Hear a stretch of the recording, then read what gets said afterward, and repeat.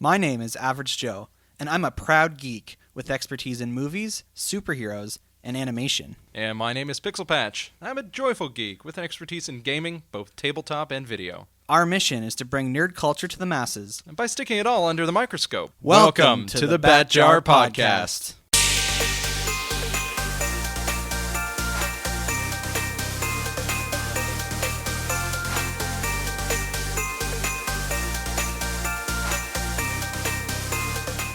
Hello there, and welcome to the Bat Jar Podcast, where we put nerd culture under the microscope. And this week under the microscope is Joe's unfortunate illness. I believe you said it was a callback to last year's episode?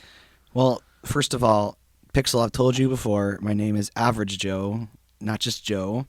That's the average of me saying it correctly is going to go up soon. Okay, I think so. No, it's a callback to the last time we actually had a Christmas-themed episode. It's been 2 years, actually, since we've had a Christmas-themed episode. Oh, wow. The 10th episode of our podcast was about the different types of Christmas movies. And in that episode, Asian John was suffering from an intense cold. And that is where I'm at right about now. And anybody listening to this will notice that I sound much different than normal. Yeah, and this year, Doctor Who is actually not having a Christmas episode, so we're just going to make up for that. That's our place right now. Fair enough. The 1 hour special. So for anybody who likes my voice better like this, I guess... Yeah, we can just make you the Gravity Man, make you take up smoking. I guess I'll just have to get sick all the time. All the time. Just have an unfortunate superhero-style accident and just get a low-register voice instead of superpowers. Yeah, you might hear coughing. I'll try my best to cut it out, but... Cut it out. No guarantees. Well, Pixel, there are 3 news stories. Only 3 in the whole world. That's it? For you to choose we from. ran out of news stories. That's Yeah. unfortunate. Next week's going to be a post-apocalyptic scenario. Yeah, so here are your options. All right. We can talk about how Netflix has canceled Daredevil. Ooh, I don't know. Still too soon. We can talk about how a anime series based on Blade Runner has been announced. Ooh, all right. Or we can talk about how Tom Hanks is being pursued to play Geppetto in the live-action Disney Pinocchio. That one I can easily see. I haven't known anything about the Blade Runner one. Let's go for Blade Runner. Ladies and gentlemen, boys and girls, let's run those blades, but not through other people. That is an unfortunate and probably felonious act. So you're familiar with Blade Runner, correct? Yeah, so it's the 50 years in the future, we managed to make robots / like cyborgs that look like us, but they don't really have humanity, and then some of them kind of disobey, and so they send people after them. Are the people they send after them the Blade Runners? Yes. Oh, okay, there you go. That's correct. The years thing is incorrect, though. Oh, what year? The first film was set in 2019, and the second film was set in 2049. So we have robots among us right now. Yes. We just don't know. Reploids? Replicants. Replicants, there you go. Reploids, I think, is a different series. So we talked about Blade Runner 2049 when it came out last year. Asian John and I both really loved it, but it didn't do well enough financially to warrant a continuation in the movies. Now, did you watch Blade Runner 2049 when it came out? I did indeed, actually. I really enjoyed it. It was a really weird art style, but Ryan Gosling is actually from my hometown in Cornwall, and my dad actually kicked him out of a store when he was like 10, which is really, really funny because he was being a brat. So, yeah, it was just, I like seeing movies with Ryan Gosling in it and went right to go see it. And did you know that they made an anime short film to tie into Blade Runner 2049? I did. Never saw it, but I was really interested. Oh, no, wait. It was called like Blade Runner 2024. And was it like a 2-episode or like a 3-episode? It was like a 10-minute short. Okay. But it illustrates the blackout, the event that happens. I looked quizzically at Average Joe at that moment. Yeah, Sorry. so the blackout is explained as when we get to Blade Runner 2049, they explain that this event happened that essentially wiped out all their records. Right. This big blackout, and this anime short film kind of illustrates how that happened. Nice. Oh man. So what kind of records are they, like, why were the records important? Was like society just kind of rebuilt at that point, or? I don't remember, man. something about something. Anyway, I just bring that up to say, like, with this announcement of a new anime series, it's not the first time that Blade Runner has been adapted to anime. Oh, interesting. What, like back in the 80s maybe? No, the short film I just mentioned was the first time. Okay, I thought you meant there was a Blade Runner when the book came out, and it was a failed anime series in 1962. I mean, if you could get technical, the first Blade Runner film came out in the early 80s. Right. So you could easily see how that would have set the way for things like Artemis or Ghost in the Shell. That makes sense, that actually. Came out decades later. Yeah, because cyberpunk was a big new genre at the time, which was the idea of this kind of really industrialized future with gritty cities. It's not the clean future of the 1950s where everything was perfect. It was the dark kind of depressing future that you could easily go into if you build all this massive infrastructure and then don't upkeep it. So it's kind of fun. So Crunchyroll and Adult Swim are partnering with Alcon Television Group to produce and distribute this new series called Black Lotus, which is going to be set in 2032, 13 years after the events of the original movie, and then 10 years before the new one. 2049. That's 14 years. 17 years. 32 17 plus. years. Oh, no, wait. No, you're right. 17 years. Yeah. Plot details are still under wraps, but we do know that the series will feature a few familiar faces from the Blade Runner universe. Interesting. Just Harrison Ford in anime form. That'd be hilarious. So, are you familiar with Adult Swim? I followed a lot of their series when I was a younger kid and shouldn't have been following a few of their series probably. They have a lot of oddball animated series that look like they're for kids, but they're just mostly inappropriate. So Adult Swim is a late night programming block on Cartoon Network. Yeah. That's where a lot of shows like Family Guy and whatnot would air on Cartoon Network. But it's also the avenue by which anime airs on television now in the United States. That's kind of interesting. I wonder why. Probably because most of it, if it were to be broadcast during, the daytime or regular prime time, it would require censorship, as we've discussed before on the show. Right. Nope, sorry, that anime hair is just too blue. Can't have those guns. So, hearing this, are you excited about the idea of a Blade Runner anime?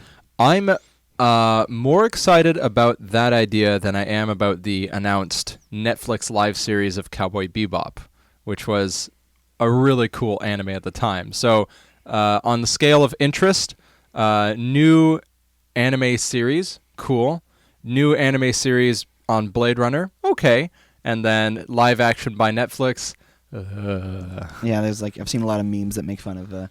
Yeah, they have a hard time. Eventually, I think they'll get it, but I don't know what they're striving for. They're just not doing it right quite yet. Now, what I'm confused by is that it's Crunchyroll and Adult Swim partnering to make this. We've had debates in this show before about what constitutes anime. Right. Crunchyroll, even though it is a streaming service that showcases subtitled Japanese anime, it is Japanese anime. Whereas last time I checked, Crunchyroll is based out of America, so are they going to be hiring a Japanese animation studio to actually animate this stuff? Or is it going to be animated by the Adult Swim network, which I don't think I'd enjoy that. Yeah, I don't think they have. I think they're just a place that airs television. I don't think they produce anything. They don't produce, where do they get all their shows through? So, would it be produced by anyone who's currently sending animation through them kind of thing? Maybe. People who are hardcore Adult Swim fans can educate us on the nature of late night television, but yeah, you have to send a message along. I know Crunchyroll just recently announced that they're producing their first ever original series. Oh, very nice. And like Ruby before it, it's drawn and it's meant to follow the aesthetic of anime. Mm-hmm. And I don't know how you fall on this, Pixel, but I've always maintained the argument that it has to be made in Japan to be anime. And not just because it has to be made in Japan, but because the production process by which Japanese anime is made is unique to the way that things are done in that country. I find that I can always tell if it hasn't been produced in the country. I think only a small handful of times have I seen a film and not known that it was American made. I could count on one hand. So I would say that it has to be produced in Japan just to have the quality, because I find animation itself carries with it very, very intense cultural pieces that an American wouldn't think to put in, or like small items on the shelves in the backgrounds, or just the way that the characters kind of look at each other, or the pacing. It's all tied in with their culture, whereas American produced real anime, which is like very close to the original, you can always tell the difference. There's always something off. So I'll be really interested to find out if this actually is going to be produced by like a company in Japan, or if it's going to be done in America. But I'm certainly interested. I'm kind of disappointed that it's another in-between-quel. Right. Like set between the two movies, because I'd like to see more of the world of 2049 and beyond. But I guess they're choosing to do something in the middle so that they can not pay for Ryan Gosling. I don't know. I think our biggest hope is that it becomes a Batman Beyond style world.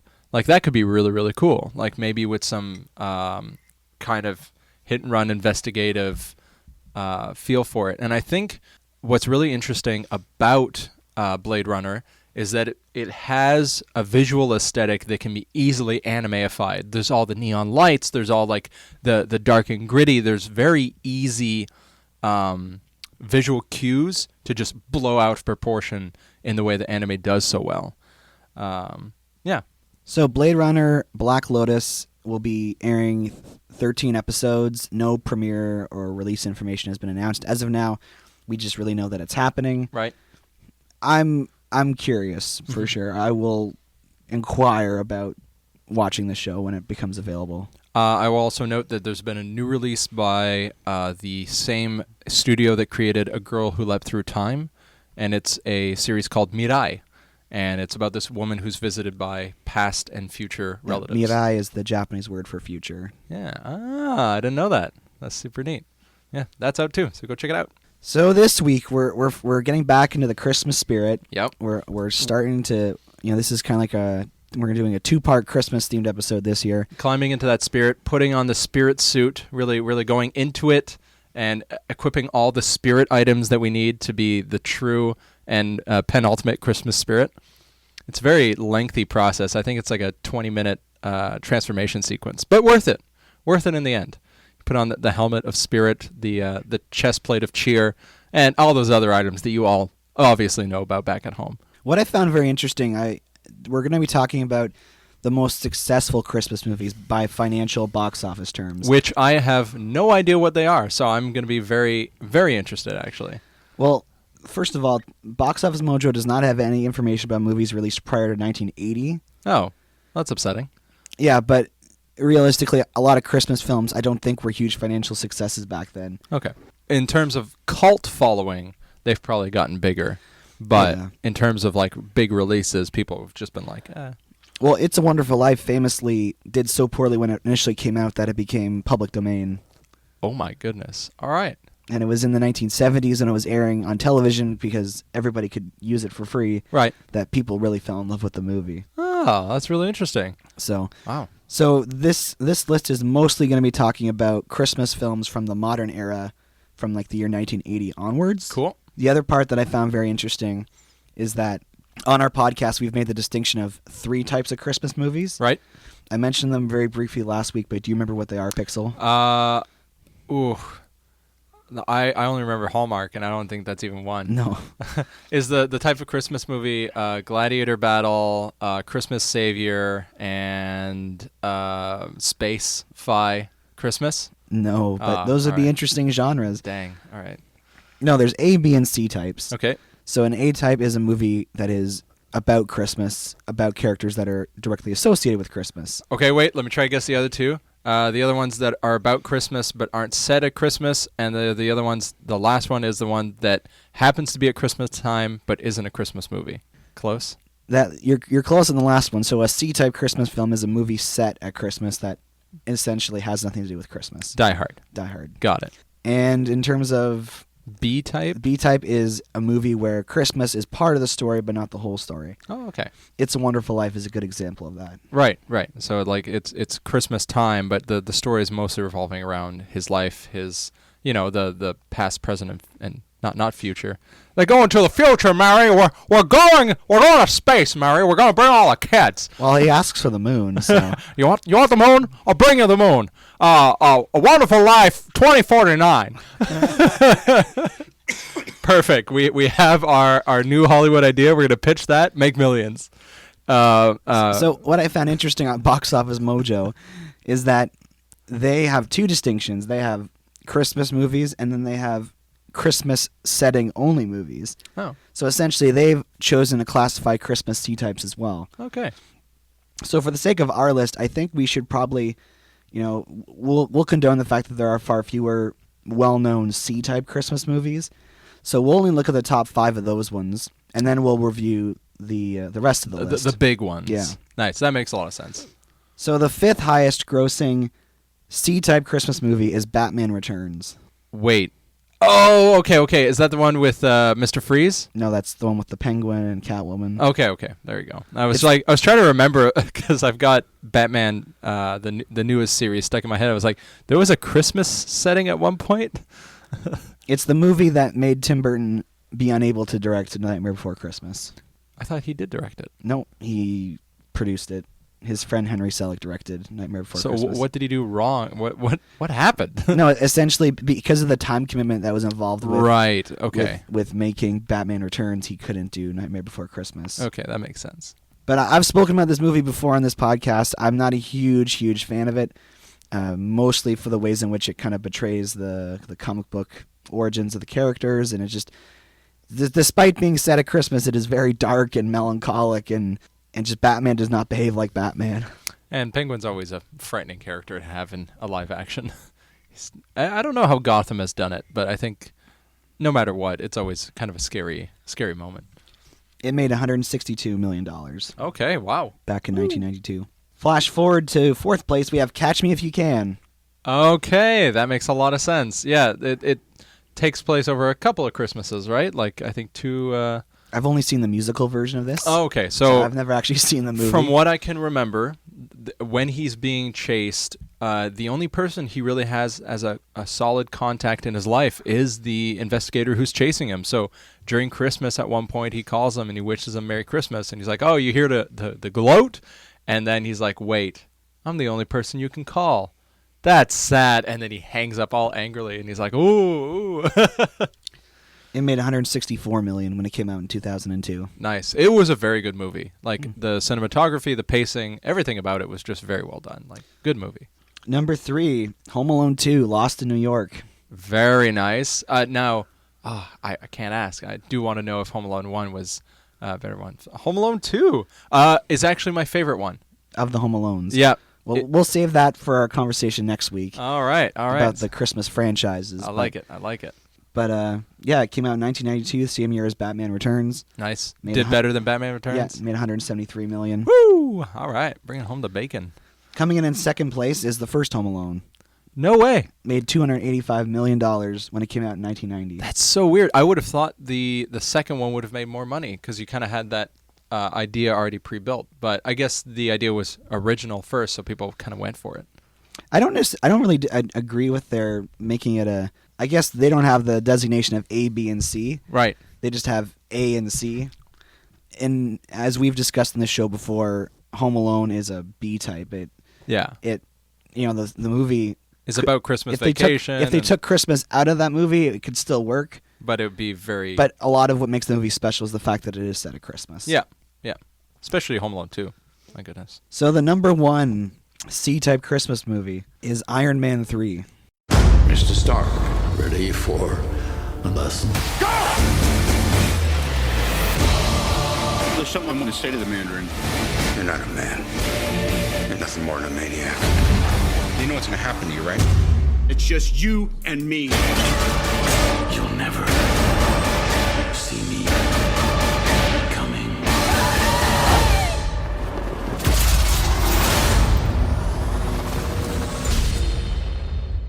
What?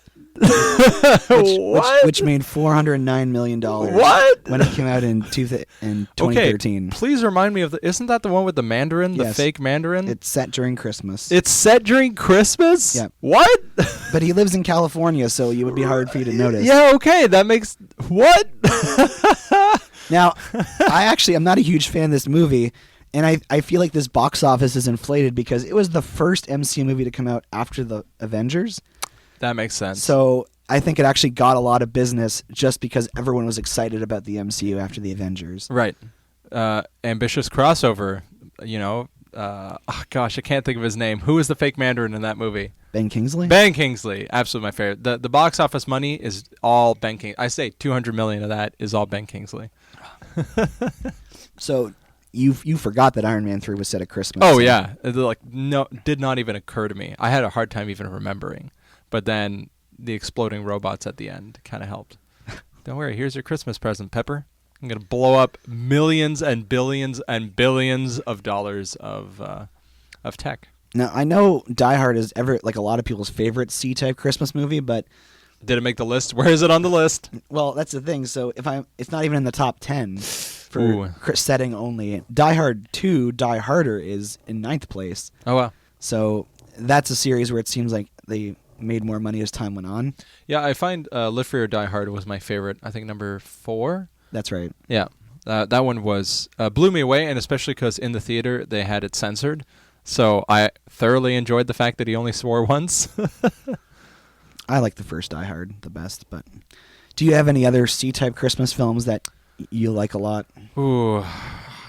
A lot of them just become Christmas films in my mind because if they have snow in them, it's kind of just immediately kind of that setting. It's hard to think about. Like I like Christmas specials on a lot of series that I watch. Like I think Doctor Who had a really good Christmas special. But we're talking about movies here. That's a different topic. It was a movie. It was released as a movie. Okay. There was a Christmas release of Mystery Science Theater 3000. And Mystery Science Theater 3000 is just 3 guys ripping and making fun of terrible movies. And they had a Christmas movie. So there you go. I think that'll be my favorite. All right, so now moving on to the A and B type movies. Woo! I think for this we should probably do like the top 15 just to, level it out. Yep. Carry them all in. So the 15th highest grossing Christmas movie is A Bad Mom's Christmas. Never heard of it. It came out last year. Oh, jeez. Okay. It was a sequel to a movie called Bad Moms. All right. Yes, I think I've heard that. Yeah. And it was an interesting way to try and essentially make a sequel, but then also make it a holiday film. Wow, they're trying really hard, and they mildly succeeded if it's in 15th place. Yeah, it made $72 million. Oh, jeez, man. So what I've noticed is by looking at this is actually Christmas movies are not all that high grossing. Right. They're not very lucrative. They're not the, 600 million, 400 million box office releases. No. And that's the same thing we really noticed when we looked at sports movies, that generally sports movies actually are not that prolific at the box office. But they have an audience. Yeah, it's just not nearly as big as the blockbusters that we talk about normally. Makes sense. 14th place is Christmas with the Cranks, $73 million. Surely you've seen Christmas with the Cranks. I've not seen Christmas with the Cranks. It's got Tim Allen and Jamie Lee Curtis. Oh, man. Okay, so I do have to watch that now. It's a great movie. It's about this couple that it's based on a novel called Skipping Christmas. Okay. And it's about this couple that they decide they want to skip out on the holidays and they want to go somewhere sunny. And it's about their town essentially like getting mad at them for wanting to skip out on Christmas. Okay, I definitely have to watch that. Does the town come after them at some point, or? Yes, and Dan Aykroyd is like the leader of like the community. This sounds glorious. Okay, cool. So Christmas with the Cranks, I'm going to write that down. In 13th place, earning $75 million when it came out in 1993, is Tim Burton's The Nightmare Before Christmas. Makes a lot of sense. Watched it, loved it. Definitely creeped me out as a kid, but overall, well worth watching at least once. But I do watch it yearly. You've promoted this. I have yet to actually watch the thing. Oh, we do have to sit down and watch it. I'm mostly promoting it because I'm a big fan of claymation. But it's not claymation though. It's stop motion animation. Yeah, it's close. It's close. Like claymation and stop motion for me is very close together. Like Kubo and the Two Strings is stop motion, not claymation. But yeah. Okay. I like all stop motion film. I watched a video today where someone was like, "Oh, this movie's great because you can watch it at Halloween or Christmas." No.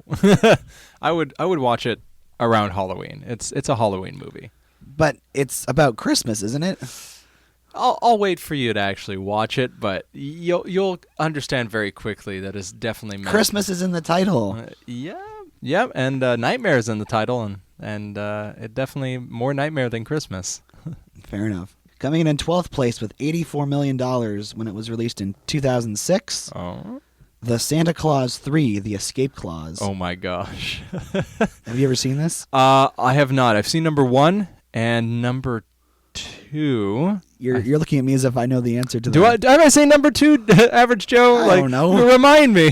I thought you held my memories in a small tank so that I wouldn't lose them during the week between podcasts. We'll talk more about these movies next week with the franchises. Right. Have not seen the escape clause. I remember seeing the trailer, and it's like, there's an escape clause if you want to stop doing your thing. But Tim Allen was such a fun, loving character. He's actually in Jingle All the Way. No, not Jingle All the Way. I'll Be Home for Christmas. I think that's Jonathan Taylor Thomas, who played his son on Home Improvement. Oh, there you go. Okay, that would make sense. Perfect. Yeah, all I'll say for now about Santa Claus 3 is that it's the most kiddie of all the Santa Claus movies. Oh dear. But it does involve time travel and alternate futures. So. All right. Hey, I'm always good with time travel. So. Coming in 11th place is Daddy's Home 2, which came out last year, earning $104 million. Is that the Will Ferrell and Mark Wahlberg? Yeah, there we go. Okay, I did enjoy the first one. That competition was ridiculous. Have you seen number 2? Yep. How was it? I really liked it. I saw it with my parents when they came to visit last November. Nice. They bring in their dads, so it's John Lithgow as Will Ferrell's dad, and then Mel Gibson as Mark Wahlberg's dad. Oh my gosh, that's glorious. Yeah, it's like the Bad Moms Christmas movie. It's essentially taking an already pre-existing franchise and choosing to build a sequel set around the holidays. Right. Which makes sense, because if you're already attracted to those characters, and if it's a story that's already based around family, well, Christmas is like one of the best times for family, or the worst times for family, depending. Especially like the uniqueness of their Daddy's Home franchises. It's dealing with like stepdads and being there for kids and managing all of that stuff. So the holidays would be and John Cena's in it. He's oh my gosh. Can you see him, or is he invisible? No, you can see him. Oh man. All right. Everything he's told me is now a lie. Yeah. So I'm kind of keeping track here. I've seen 3 of these movies, and you've seen one. Yep. I'm apparently not as big a Christmas movie fan as I thought I was. Coming in 10th place, earning $120 million when it was released in 2008, 4 Christmases. Once again, no. I'm failing hard on this. Vince Vaughn and Reese Witherspoon. Nope, have not seen it. You've never seen this movie? I've never seen this movie. It's about a couple wherein all their parents are divorced. Okay.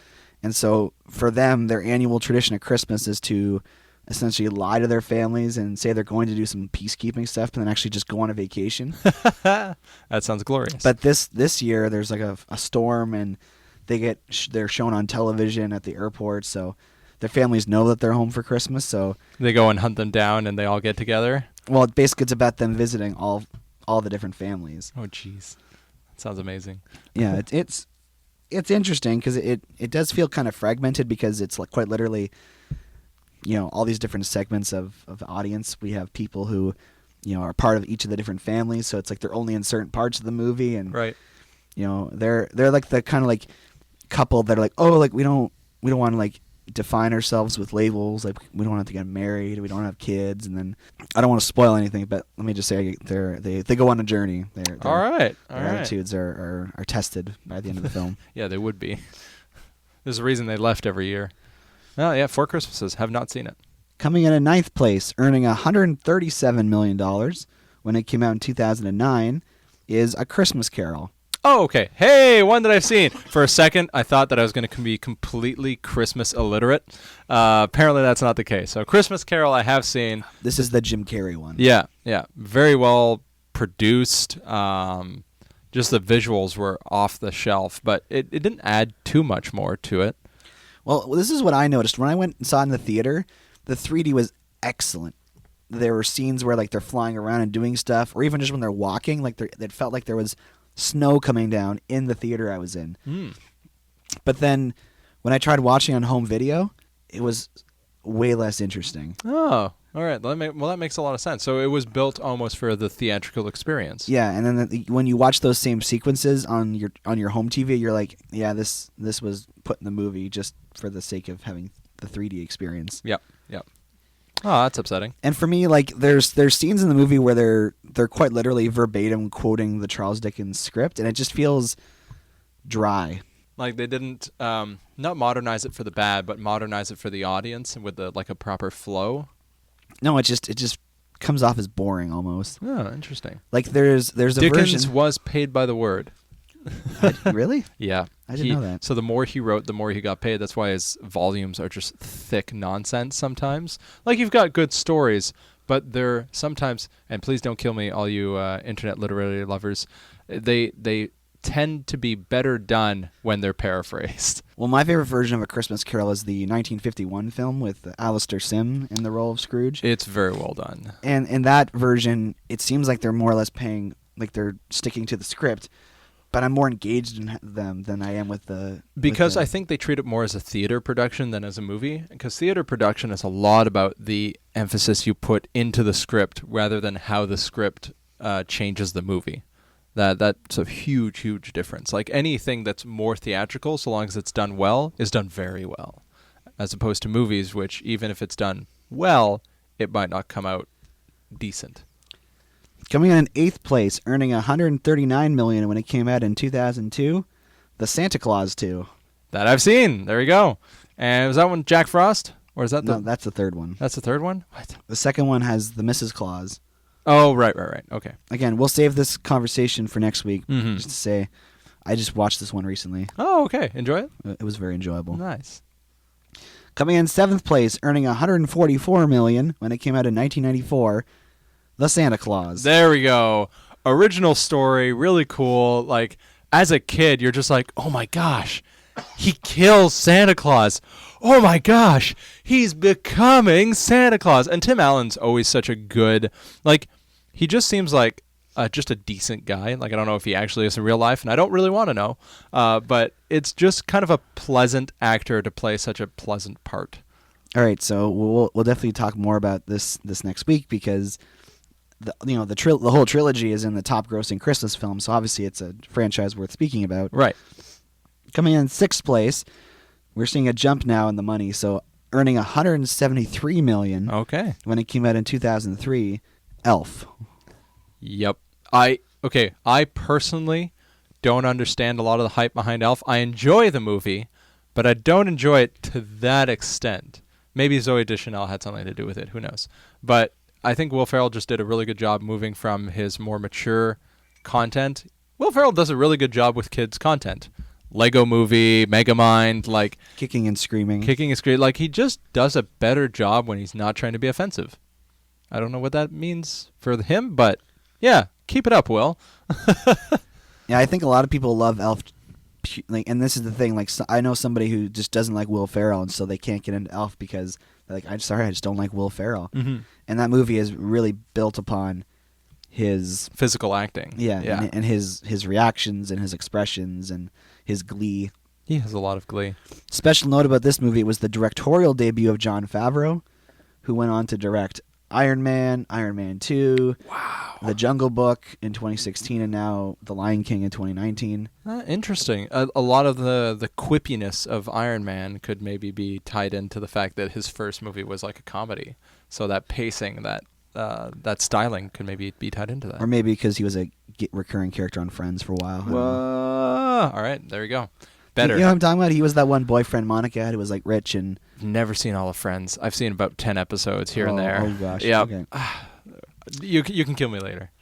After Christmas. Coming in 5th place, earning $173 million when it came out in 1992.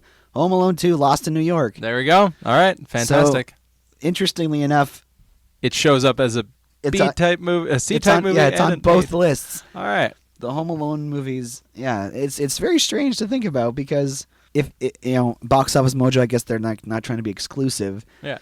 But it's considered both, and I would agree. I would think it's more of a Christmas movie than not. And you think it's more of a case with the second one? Yeah, I think the second one is definitely more of a Christmas movie. Like, movie number 1, yes, they're going away for Christmas vacation, and yes, it's Christmas with the Christmas ornaments. But number 2, for some reason, Christmas in New York just seems to have a certain, like, punch to it that I don't really see elsewhere. That's a great teaser trailer because that'll come up in our conversation next week as well. All right. With the Christmas franchises. I like it. Coming in fourth place, so we're in the top 4 now. All right. Earning $186 million. Ooh, haven't broken 200,000 yet. 200 million. Yeah, 200 million. Yeah. I know money. When it came out in 2004, the Polar Express. All aboard! It says lead, like a lead balloon. Were you just referencing? No, it's also pronounced lead. And creepy puppet, and yeah, there's just a lot going on in that movie. So this is from Robert Zemeckis, the man who gave us Back to the Future and Castaway and Who Framed Roger Rabbit. He's one of those directors that's always keen on trying to use new technology in movies. And so when Polar Express came out, it had this motion capture technology in it that really, for me, defines the uncanny valley. It looked so like close to real. And yet not quite there enough to freak you out. Or just like, is there something wrong here? I think all of Tom Hanks's characters look fine in it, but it's more so like some of the kids. They look just like creepy. No, yeah, I agree with that, especially when you're getting to some of the scenes where they're just like staring dead-eyed into it. Like they're almost human, but no, it's just this strange creature looking at you from back in the screen. You're like, oh, okay, let's move on to the creepy puppet scene. It's kind of charming. I mean, I don't find this the most enjoyable Christmas film. It's kind of dull. Does it make you want hot chocolate every time you see it, though? Yes, of course. There you go. That's all it was made for. Hot. We got it. Hot chocolate. I guess this means you have seen this one. Oh, yeah, definitely. Okay. All right, so this is interesting. In third place, still currently airing in theaters. Oh. It's already grossed $189 million. Is it The Grinch? It's the 2018 Dr. Seuss's The Grinch. Nice. All right. So this says something, right? This movie that just came out. There's nothing worse than Christmas!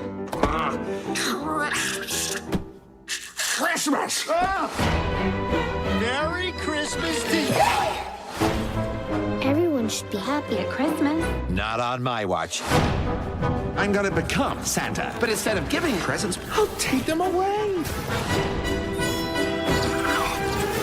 Hey, why you take our Christmas tree? The Grinch, rated PG. Really, what was it? Just not even a month ago, is already one of the highest grossing Christmas movies. I think that people enjoy the Illumination Seuss world a lot after the hiccups with the Cat in the Hat and the live Grinch. Like, I think people are really taken by the whimsy of it, and so it makes it possible to enjoy it again. Have you gone to see it yet? I have not. Pixel. We talked about this. I said you had to go see it. It's that good. The unfortunate thing with going to see things is when you're traveling and someone hits you with a vehicle. I know that. Makes it very difficult. We've had like 2 weeks since then. Oh, but the recovery and the mental fortitude required it's just too much. All right. Well, maybe I'll have to just take you myself. There you go. I'll capture you and drag me away. Yeah. Yeah. Pixelate me, put me in a small monitor, and just point the monitor at the screen. So while it's very impressive, it's also kind of like it just shows like how Christmas movies are not all that profitable. Right, because it's only been running for a month. Yeah, wow. And it's already one of the highest grossing of so all time. Is this lifetime grossing or? Yes. Wow. Yep. All right, that's gonna get pretty high. Yep. So in second place, earning $260 million when it came out in 2000, the other How the Grinch Stole Christmas. Christmas, a time for holiday traditions. Holiday who be what? The tree. The trimmings. Merry Christmas! The toys. Evening, folks. And Santa Claus. I'm certainly not the Grinch, if that's what you're thinking. Jim Carrey is the Grinch. All right, that makes sense. So I think that one's gonna get beaten out by the new one. Well, hopefully, because it is certainly the new animated one is superior to the live action version. Oh, definitely. Sorry, Jim Carrey. We know you're Canadian, but I feel like we spoke enough about this a few weeks ago as to the reasons we don't like that movie, despite the fact that we do enjoy Jim Carrey's performance. which leaves us with only number 1 to go. All right, what's number 1? And this might actually disappoint you. Oh. It earned $285 million. Hey, it broke the 200. We're good. When it came out in 1990, Home Alone. We know that you're in there. You make me wanna.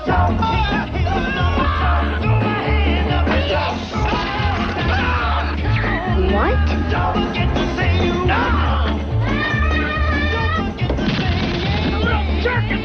I'm sorry. Merry Christmas. Home Alone. Rated PG. Oh. What? Yes. Home Alone is the top grossing Christmas movie? Yes, so if it got confusing because it's counted on both the C list and the AB list.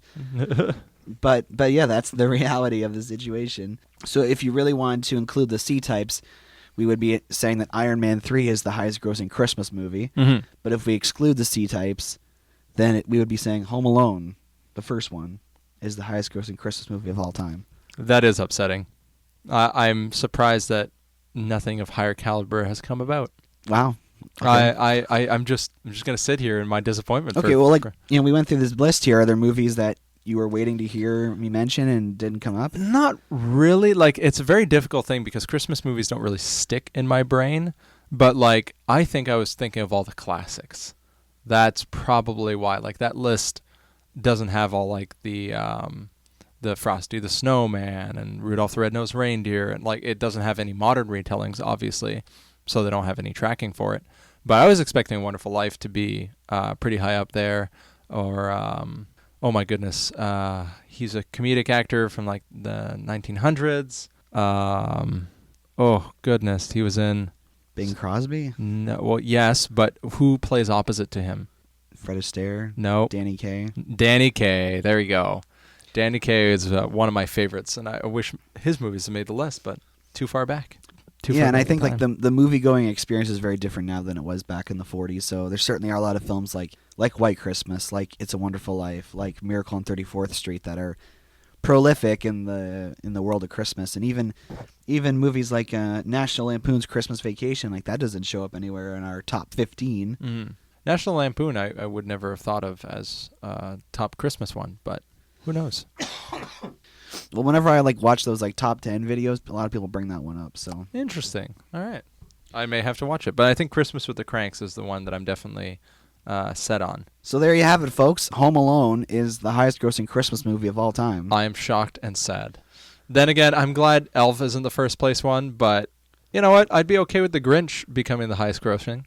Even though you haven't seen it yet. Even though I haven't seen it yet, I'd be okay with that. Your glowing review has convinced me. Okay. And, again, it could be Iron Man 3 if we want to, add the C types in there. Yeah, that's... I argue that money that Iron Man 3 earned is not it's not... it's not their money. Yeah, it's the Avengers money. They don't deserve that. They don't deserve it. They don't deserve movie, that hype money. I'm serious. I know you kind of... no. Iron Man 1 and 2 were way better than Iron Man 3. Well, depending on who you talk to, they might say other things. I'm not going to talk to them then. I'm just going to sit here in my echo chamber. So this is a good way to kind of bridge the gap. Essentially, we're going to be talking about Christmas franchises next week. This is going to go beyond films. It's going to go into specials, TV shows, all this stuff. So if you were hoping for us to talk more about some of the movie franchises that were brought up today, that'll be next week. That'll be highlighted next time. So it's time to go into the bat jar and look at our mail. All right, we can open it up. We have a congratulatory email. So not a question, but a mild fanfare. So email from Andrew Taylor. Thank you, Andrew. Hey, guys. Last week you had 2 emails. Shouldn't a foghorn accompany such a joyous event? Cheers, Andrew. All right, so I guess... 2 emails on the bat jar. There we go. You've got your foghorns. You can use that as your home alarm. Just download that sound clip. We'll have that up. Who knows? Yeah. And you just have a bat jar ringtone now. That's right. Andrew had previously emailed in suggesting that we have a foghorn go off every time something momentous happened, like receiving 2 pieces of mail. I like it. All right. So he's just now carrying that along, and there we go. Now we'll be able to continue that tradition. It's better than breaking things, I suppose. True. Well, thanks, Andrew, for your email. So if you want to contact the show with a question or idea for an episode, you can send us an email to batjarpodcast@gmail.com. Or like those pretty blue birds, you can tweet us at The Bat Cookie Jar. We're also available on Apple Podcast, and the one I forget? iHeartRadio. iHeartRadio. There we go. Google Play Music. That's one I use. I love it. I love it so much. Because of the colors? It's pretty colors. All right? That's how I live my life. Stitcher Radio, Spotify, also pretty colors. SoundCloud, once again. Or wherever you get your podcasts. So share the post on Facebook. That really helps us, get to more people, more or less. Make sure to like our page because, well, one, it'll show up more often and you'll know when we release a new episode. And we want everyone to join us. Inside the internet. Inside the internet jar. Internet jar. The big old container of internet. Yeah. So we don't have to go into the bat jar because the topic for next week's already decided. Yep. We're going to be It is set in stone, and if anyone breaks that stone, I will have them glue it back together. Okay. They're going to do work. Sounds a little violent, but that's fine. No, they're just going to glue it. It's fine. So come back to the Bat Jar podcast next week when we talk about Christmas franchises. All right. So in depth on all your favorites, like Elf. That's not the a franchise. Christmas. Oh, right. Elf 2 announced for next year. Frozen 2 announced for next year. That's not a Christmas what are you talking about? Getting this all mixed up. We'll have our ducks all lined up for next week. Trolls 4, DuckTales, the Christmas special, all your favorite franchises. Yeah. So until that time, I'm Average Joe. I'm Pixel Patch. Catch you on the flip side. 1 pixel at a time.